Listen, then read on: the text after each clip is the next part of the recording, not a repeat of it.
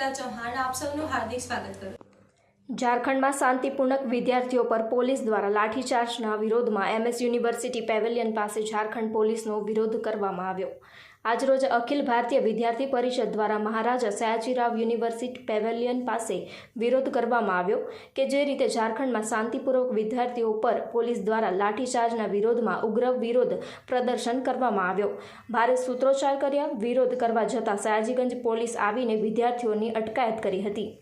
Reporter Rahul Rajput वायन news Vadodara.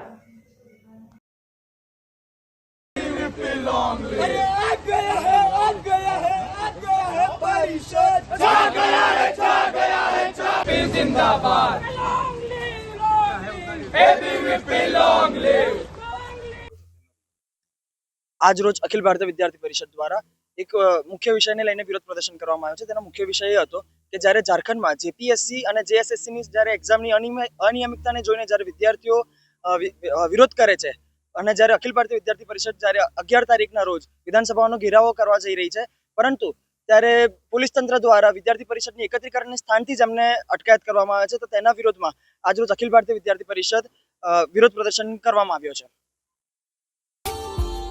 Subscribe now and press the bell icon. Never miss an update.